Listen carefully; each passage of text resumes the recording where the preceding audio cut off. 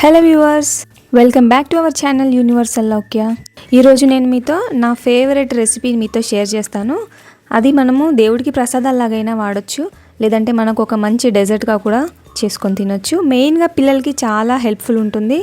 ఎవరైతే పాలు తాగడానికి ఇష్టపడని పిల్లలు ఉంటారో వాళ్ళ కోసం అయితే ఇది ఒక బెస్ట్ రెసిపీ అనేది చెప్తాను.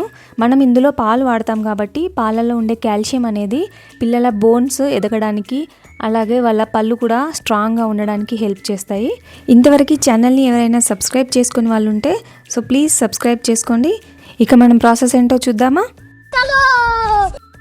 ఇక్కడ నేను ఒక పావు కప్పు దాకా బియ్యం తీసుకుంటున్నాను. ఇది ఖీర్ కోసం అని సపరేట్గా దొరుకుతుంది, సన్నగా ఉండే బియ్యం తీసుకుంటున్నాను. ఒకవేళ మీ దగ్గర లేకపోతే మీరు రెగ్యులర్గా వాడే బియ్యం అయినా వాడుకోవచ్చు, లేదంటే బాస్మతి బియ్యంతోనైనా చేసుకోవచ్చు. ఈ బియ్యాన్ని 2-3 సార్లు మంచిగా కడిగేసుకొని ఒక క్లాత్ పైన వేసి ఆరబెట్టుకోండి. ఒక 10 నిమిషాలు ఆరిన తర్వాత ఇలా పొడి పొడిగా అయిపోతాయి, చేతికి తడి అంటకుండా ఆరిపోతాయి. అప్పుడు వీటిని మిక్సీ జార్లో వేసుకొని ఇట్లా కొద్దిగా రవ్వలాగా మిక్సీ చేసుకోండి.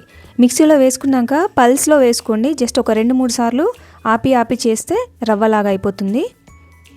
ఇప్పుడు ప్యాన్ తీసుకొని ప్యాన్లో పావు కప్పు బియ్యానికి 1 కప్పు నీళ్ళు పోసుకొని నీళ్ళని మరగనివ్వండి. నీళ్ళు మరిగిన తర్వాత ఇందులో మనం రవ్వలాగా మిక్సీ చేసుకొని పెట్టుకున్న బియ్యాన్ని వేసుకొని ఇది మెత్తగా ఉడికేంత వరకు ఒకసారి కలిపి మూత పెట్టి ఉడికించుకోండి. మంటని మీడియం ఫ్లేమ్లో పెట్టుకొని ఉడికించండి. హై ఫ్లేమ్లో పెడితే సరిగా ఉడకకుండా పలుకుగా ఉండిపోతుంది. 2 నిమిషాల తర్వాత ఒకసారి మూత తీసి చూడండి, కొద్దిగా దగ్గరకు వస్తుంది కదా. ఒకసారి దీన్ని కలిపేసుకొని మళ్ళీ మూత పెట్టుకొని సాఫ్ట్గా ఉడికేంత వరకు ఉడికించుకుందాం. చూడండి, మొత్తం నీళ్ళంతా ఇంకిపోయినాయి కదా, ఇప్పుడు సాఫ్ట్గా ఉడికిపోయింది. ఇప్పుడు ఇందులో మనము 1 లీటర్ దాకా పాలను పోసుకుందాము. నేను ఫుల్ ఫ్యాట్ మిల్కే వాడుతున్నాను, ప్యాకెట్ పాలు. ఇందులో నీళ్లు పోయకండి, మీరు కంప్లీట్గా 1 లీటర్ పాలని పోసేసి మంటని లోలో పెట్టుకొని ఒక పొంగు వచ్చేంత వరకు అప్పుడప్పుడు కలుపుతూ వేడి చేసుకోండి. మనం ఒకేసారి మంట పెంచేసామంటే అప్పుడప్పుడు పాలు విరిగిపోతాయి హై ఫ్లేమ్లో పెట్టేస్తే. అందుకని ఒక పొంగు వచ్చేంత వరకు లోలో పెట్టుకొని తర్వాత మీడియం ఫ్లేమ్లో పెట్టుకొని పాలను మరిగించండి. ఈ పాలన్నీ సగం వరకు మరిగి దగ్గర పడేంత వరకు ఉడికించుకోవాలి. ఇది బాగా దగ్గర పడిన తర్వాత కాసేపు చల్లారనివ్వాలి. ఈలోగా మనం మిగతా ప్రాసెస్ ఏంటో చూసేద్దాం. స్టవ్ మీద ఒక గిన్నె పెట్టుకొని అందులో ఒక పావు కప్పు దాకా నీళ్ళని వేసుకొని ఇందులో 1/2 కప్పు షుగర్ వేసుకోండి. 1/2 కప్ అంటే దాదాపుగా 120 నుంచి 130 గ్రామ్స్ అవుతుంది.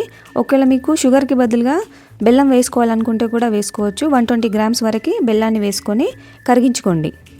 ఇప్పుడు చక్కెర అంతా కంప్లీట్గా కరిగిపోయింది కదా. ఇప్పుడు దీన్ని మనము మరిగించుకొని చల్లారబెట్టుకున్న పాలల్లో వేసుకుందాము. మంటని లోలో పెట్టండి, మంటని హై ఫ్లేమ్లో పెడితే పాలు విరిగిపోతాయి. ఇవి 2 మంచిగా కలిసేలాగా కలుపుకోండి.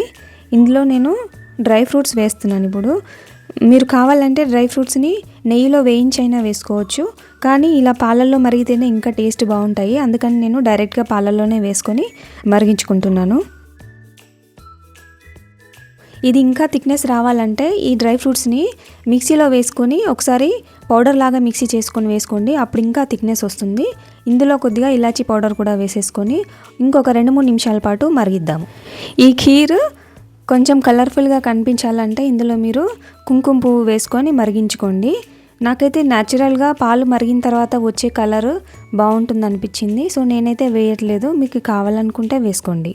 ఇప్పుడు ఇందులోనే పచ్చి కొబ్బరిని చిన్న ముక్కలుగా కట్ చేసి వేసుకుంటున్నాను. ఇది కూడా కంప్లీట్గా ఆప్షనల్ అండి, మీకు నచ్చితే తింటారనుకుంటే వేసుకోండి. చూసారు కదా, చాలా సింపుల్ అయినా మన ఇంట్లో ఉండే జస్ట్ 2 ఇంగ్రీడియంట్స్తోనే ఎంత సింపుల్గా ఒక మంచి స్వీట్ రెసిపీ చేసుకున్నామో. సో ఈ వీడియో మీకు నచ్చితే కంపల్సరీ లైక్ చేయండి, అలాగే సబ్స్క్రైబ్ చేసుకొని మీ ఫ్రెండ్స్ అండ్ ఫ్యామిలీకి షేర్ చేయండి. ఇలాంటి మరెన్నో కొత్త వీడియోస్, కొత్త రెసిపీస్తోని నెక్స్ట్ వీడియోలో మళ్ళీ కలుద్దాం. Thank you for watching.